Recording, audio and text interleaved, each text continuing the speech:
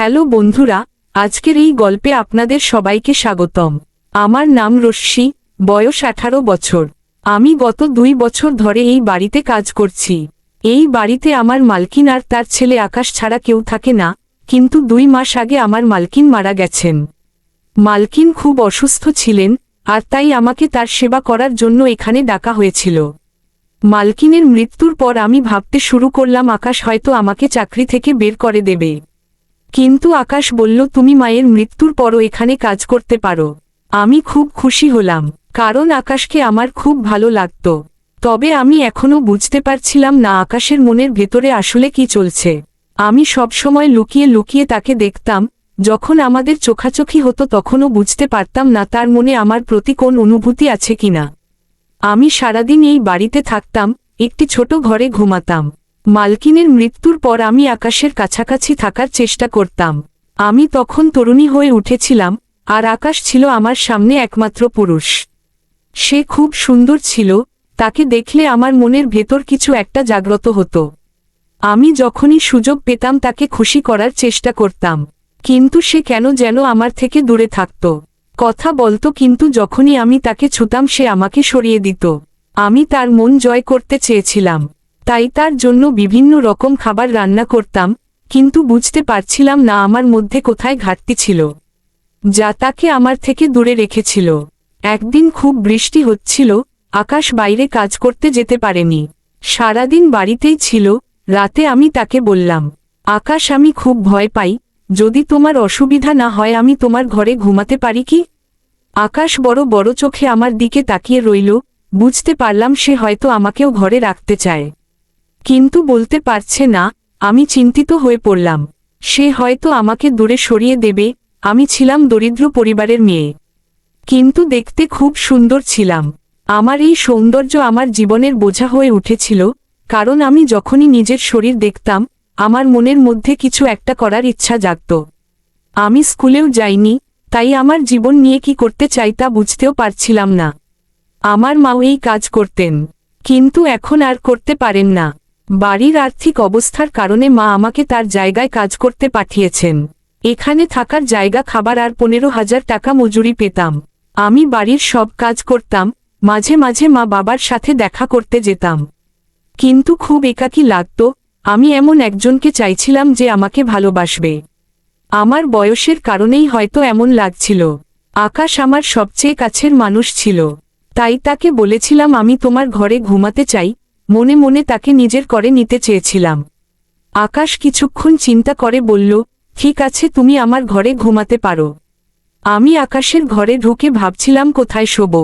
আকাশের পাশে বসলাম। সে বলল, তুমি বিছানায় শুতে পারো, কিন্তু একটু দূরে থেকো, অথবা চাইলে মেঝেতেও শুতে পারো। আমি সরাসরি বিছানায় শুয়ে পড়লাম। বাইরে খুব ঠান্ডা ছিল, আকাশ কম্বল মুড়িয়ে একপাশে শুয়েছিল। আমি অপেক্ষা করছিলাম সে কিছু করবে কিনা, কিন্তু সে নড়ল না। আমি তার হাত ধরে বললাম, আমার খুব ঠান্ডা লাগছে। সে কিছুক্ষণ চুপ করেছিল, তারপর আমি তার উপর চড়ে বসলাম। তার চোখ বড় বড় হয়ে গেল, হৃৎপিণ্ড দ্রুত বেজে উঠল। আমি বললাম, আমি আর একা থাকতে পারছি না। আমি তাকে চুমু খেতে শুরু করলাম। সে ভয় পেয়ে যাচ্ছিল। তারপর আমি তার শার্টের বোতাম খুলতে লাগলাম। হঠাৎ তার সারা শরীর দেখেই চমকে উঠলাম। আমার হাত পা কাঁপতে লাগল। আমি ভাবতেও পারিনি এমন কিছু দেখব। আমি দ্রুত ঘর থেকে বেরিয়ে গেলাম। বৃষ্টিতে ভিজতে ভিজতে দৌড়াতে লাগলাম, পাগলের মতো দৌড়াচ্ছিলাম। চোখের সামনে সবসময় সেই দৃশ্য ভাসছিল। যখন বাড়ি পৌঁছালাম, মা দরজা খুলল। আমাকে দেখে অবাক হয়ে গেল। বাবাও এসে বলল, কি হলো মা, এমন অবস্থায় কেন এলে? মাকে বলল, একটা তরুণী মেয়েকে কাজ করতে পাঠাতে মানা করেছিলাম। দেখো এখন কি হলো। আমি দ্রুত নিজের জামা ঠিক করতে লাগলাম। আমার বুকে সবকিছু দৃশ্যমান ছিল। আমার চুল এলোমেলো হয়ে গিয়েছিল। কেউ আমাকে এমন অবস্থায় দেখলে ভাবত আমার সাথে কিছু খারাপ ঘটেছে। আমার বাবাও জিজ্ঞাসা করলেন কি হয়েছে, কিন্তু আমি কিছু বলতে পারিনি। নিজেকে সামলে রাতের দিকে বসেছিলাম এবং স্মৃতির পাতা উল্টাচ্ছিলাম। যখন আমি 16 বছরের ছিলাম তখন মা আমাকে এই বাড়িতে কাজের জন্য নিয়ে এসেছিলেন, কারণ গৃহকর্ত্রী খুব অসুস্থ ছিলেন। সেই সময়ে আকাশ প্রায় 20 বছরের ছিল। সেখানে একসময় খাওয়ারও ব্যবস্থা ছিল, যেখানে আকাশ তার কাজ শেষ করে বাড়ি ফেরত এবং তারপর সে পানির ট্যাঙ্কে চলে যেত এবং ঘন্টার পর ঘন্টা সেখানেই থাকত। সেই ট্যাঙ্ক থেকে অদ্ভুত অদ্ভুত শব্দ আসে। যখন আমি তার কাছে যেতাম তখন মনে হতো না যে সে মাদক গ্রহণ করেছে, সে বেশ স্বাভাবিক লাগাত, কিন্তু তার মুখটা খুবই চিন্তিত দেখাতো। আমি তার ওপর নজর রাখতাম, কারণ তাকে আমি খুব পছন্দ করতাম। আমি তার কাছে যেতাম এবং সেখানে দাঁড়িয়ে দেখতাম আকাশ কি করছে, শার্ট খুলে কি করছে আমি তার শরীর দেখছিলাম এবং দেখতে দেখতে তার কাছে চলে গিয়েছিলাম এবং তাকে স্পর্শ করেছিলাম। সে আমাকে দেখালো এবং বলল, তুমি এখানে কি করছো? তোমার এখনই এখান থেকে চলে যাওয়া উচিত। তারপর সে তাড়াতাড়ি তার শার্ট পরে ফেলল, যাতে আমি তার শরীর না দেখতে পারি। তারপর সে আমার দিকে ফিরে বলল, তুমি এখানে কি করছো? কেন আমাকে স্পর্শ করেছ? সে রাগান্বিত হয়ে বলছিল, কিন্তু আমি তার চোখে প্রেম দেখতে পাচ্ছিলাম।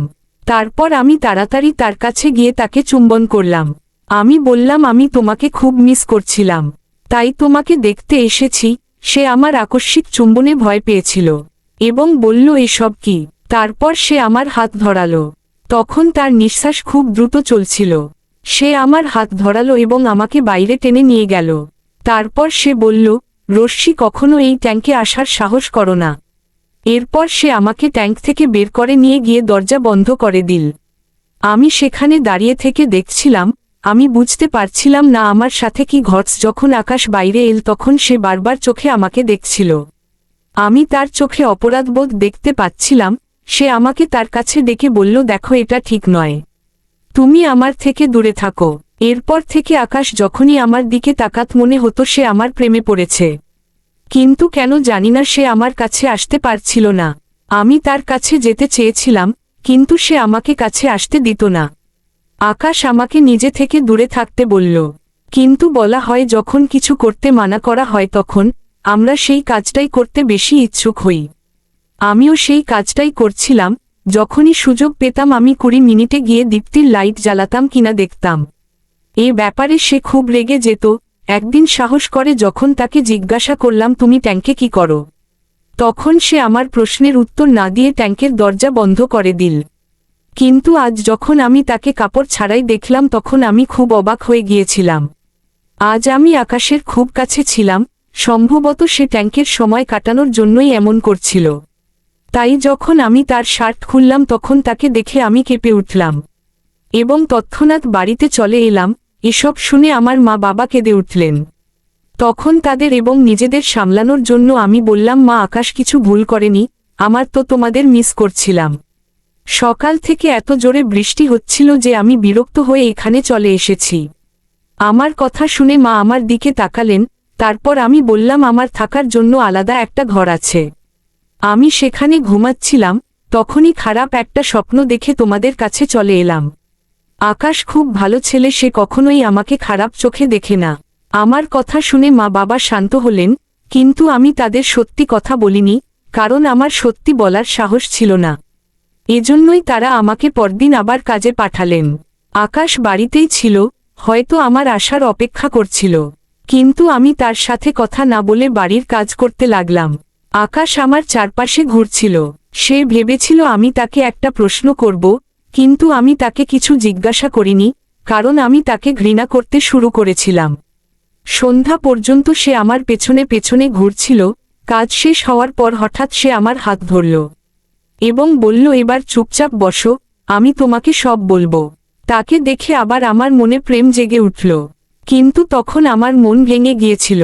আকাশ বলতে শুরু করল, সে আমাকে বলল, যখন আমি 15 বছরের ছিলাম তখন খারাপ লোকদের সাথে মেলামেশা শুরু করেছিলাম। বন্ধুদের সাথে খারাপ জায়গায় যেতাম এবং সেখানে মহিলাদের সাথে রাত কাটাতাম। আমার বাবা ছিলেন না, শুধু মা ছিলেন, এবং তিনিও খুব অসুস্থ থাকতেন। তাই আমাকে কেউ আটকানোর ছিল না, আমাকে রাগ করার কেউ ছিল না। তারুণ্যের উন্মাদনায় আমি বিভিন্ন মেয়ের সাথে সম্পর্ক তৈরি করতে শুরু করলাম। আমার ক্লাসে একটা মেয়ে ছিল, সে খুব সুন্দর ও ফর্সা। আমি এবং আমার বন্ধুরা তাকে পেতে চাইতাম এবং একদিন আমরা সুযোগ পেলাম, আমরা তাকে অপহরণ করলাম। একটি করে ঘরে আমরা সবাই মিলে তার সাথে খারাপ কাজ করলাম। সে আমাদের সামনে হাত জোর করে অনেক কেঁদেছিল। সে বলেছিল, আমাকে ছেড়ে দাও। কিন্তু আমরা তার ওপর কোন দয়া দেখাইনি। আমরা তার একটা ভিডিও বানিয়েছিলাম এবং বলেছিলাম তুমি কাউকে কিছু বললে আমরা এই ভিডিও ভাইরাল করে দেব। মেয়েটি কাঁদছিল এবং আমাকে অভিশাপ দিচ্ছিল, ভগবান তোমাকে এমন শাস্তি দেবে যে তুমি কল্পনাও করতে পারবে না। আমরা মেয়েটির কথা হেসে উড়িয়ে দিয়েছিলাম। কিন্তু যখন আমি বাড়ি এলাম তখন আমার পেটে প্রচণ্ড যন্ত্রণা শুরু হলো। আমি একটা কাপড় ভিজিয়ে পিঠে রাখলাম। জানতাম না আমার পেটে এত জ্বালা কেন হচ্ছে। কিছুক্ষণ পর আমার পেটে আগুন লেগেছে মনে হলো। আমি ডাক্তার কাছে গেলাম, কিন্তু আমার ব্যথা খুব বেড়ে গেল। ডাক্তার আমাকে ওষুধ দিল। যখন তুমি এখানে কাজ করতে এলে আমি তোমাকে প্রথম দেখাতেই পছন্দ করেছিলাম, কিন্তু জানতাম তুমি আমার পেটের এই দাগ দেখলে প্রতিটি মেয়ের মতো তুমিও ভয় পাবে। আর গত রাতে তাই হয়েছিল, আমি নিজেও আমার পেটের এই বড় দাগ দেখে ভয় পাই। এমনকি ডাক্তারও বুঝতে পারছে না এটা কি হচ্ছে। এজন্যই আমি ট্যাঙ্কে যাই আমার পেটের বড় বড় ঘা ঠিক করতে। এখন সেগুলো কমে আসছে। যে তান্ত্রিক বাবার কাছ থেকে আমি টোটকা করাচ্ছি তিনি বলেছেন আমাকে পুরোপুরি সুস্থ হতে আরও 4 মাস লাগবে। এই 4 মাস পর্যন্ত আমাকে মেয়েদের স্পর্শ থেকে দূরে থাকতে হবে। আকাশের কথা শুনে আমি বিস্মিত হলাম। আকাশ বুঝতে পেরেছিল যে সে জীবনে অনেক খারাপ কাজ করেছে। তারপর আকাশ বলতে লাগলো আমারও সেই মেয়েটির কথা খুব মনে পড়ে যে আমাকে অভিশাপ দিয়েছিল। আমি তার কাছে ক্ষমা চাইতে চাই, কিন্তু সে এখন এই শহর ছেড়ে চলে গেছে। এরপর আমি আকাশের বাড়ি থেকে ফিরে মায়ের কাছে এলাম। 4 মাস ধরে আমার আকাশের সাথে কোন দেখা হয়নি। 4 মাস পর আকাশ পুরোপুরি সুস্থ হয়ে গেল। আমি এই সময় আকাশকে অনেক সাহায্য করেছিলাম। 4 মাস পর যখন আকাশের সাথে দেখা করতে তার বাড়ি গেলাম দরজা খোলা ছিল, তাই সোজা ভেতরে ঢুকে পড়লাম। তারপর আকাশকে ডেকে উঠলাম কিন্তু কোন সাড়া পেলাম না। তারপর আমি তাড়াতাড়ি আকাশের ঘরে চলে গেলাম। তখন আকাশ কাপড় ছাড়াই আয়নার সামনে দাঁড়িয়ে নিজেকে দেখছিল। তখন আমি তাকে নগ্ন দেখে হেসে ফেললাম। তারপর সে পেছনে ফিরে আমার দিকে তাকালো। এখন আমি তার সামনে লজ্জা পাচ্ছিলাম, তাই আমি পিঠ তার দিকে করে দাঁড়িয়ে রইলাম। তারপর আকাশ একটি তোয়ালে জড়িয়ে আমার কাছে এসে আমাকে পিছন থেকে ধরে কাঁধে চুমু দিতে লাগল। আমি একদম শান্ত নিস্পন্দ হয়ে দাঁড়িয়ে রইলাম। সে আমাকে এদিক ওদিক স্পর্শ করতে লাগল। আকাশ আমার সামনে এসে আমার ঠোঁটে চুম্বন করতে শুরু করল। তখন আমার ভেতরেও কিছু একটা জেগে উঠতে লাগল এবং আমিও তাকে চুম্বন করতে লাগলাম। হঠাৎ করেই আকাশ আমার কুর্তি টানতে শুরু করল। তখন আমি পিছিয়ে গেলাম এবং বললাম আকাশ এটা ঠিক নয়, দয়া করে থামো। আকাশ বলল রশ্মি আমি তোমাকে ভালোবাসি এবং তোমাকে বিয়ে করতে চাই। তো বলেই সে ধীরে ধীরে আবার কুর্তি সরাতে লাগল। তখন আমি বললাম আকাশ প্লিজ থামো, বিয়ের পর সব করো। আকাশ রাগান্বিত হয়ে মুখ ঘুরিয়ে দাঁড়িয়ে গেল। তবে আমিও চাচ্ছিলাম আকাশ আমার সাথে সব করুক, কিন্তু সরাসরি বলতে পারছিলাম না। তখন আকাশ আবার আমাকে তার বাহুডোরে আবদ্ধ করল এবং আমার সব কাপড় খুলে ফেলল। তারপর সে আমাকে সোফায় বসিয়ে তার কোলে তুলে নিল এবং প্রেম করতে শুরু করল। আমিও তাকে পুরোপুরি সঙ্গ দিচ্ছিলাম। প্রায় 2 ঘন্টা পরে যখন আমরা দুজনেই বাস্তবতায় ফিরলাম তখন আমি সম্পূর্ণরূপ হারিয়ে গিয়েছিলাম। সময়ও অনেক হয়ে গিয়েছিল এবং আমাকে বাড়ি ফিরতে হতো, তাই তাড়াতাড়ি কাপড় পরে বাড়ির দিকে রওনা হলাম। পরদিন সকালে আকাশ আমার মা বাবার কাছে এলো এবং আমাকে বিয়ে করার প্রস্তাব দিল। সে বলল আমি জীবনে যেসব ভুল করেছি তা সংশোধন করতে চাই, আমি তোমাকে বিয়ে করতে চাই। সে বলল রশ্মি তোমার সাথে আমার জীবন আরও ভালো হয়ে উঠবে এবং আমি তোমার সাথে সুখী জীবন কাটাবো। আকাশ আমার মা বাবার কাছ থেকে আমার হাত চাইল এবং তারা খুব খুশি হয়ে আমার হাত আকাশের হাতে তুলে। এখন আকাশ পুরোপুরি সুস্থ হয়ে উঠেছিল এবং মেয়েদের সম্মান করতে শিখেছিল। বিয়ের পর আমি আমার মা বাবাকে নিয়ে আকাশের বাড়ি চলে এলাম। আমাদের জীবনও ভালো হয়ে উঠল এবং আমরা সবাই খুব সুখী জীবনযাপন করছিলাম। তাহলে বন্ধুরা, যদি এই গল্প ভালো লেগে থাকে তাহলে আমাদের চ্যানেলটি অবশ্যই সাবস্ক্রাইব করবেন।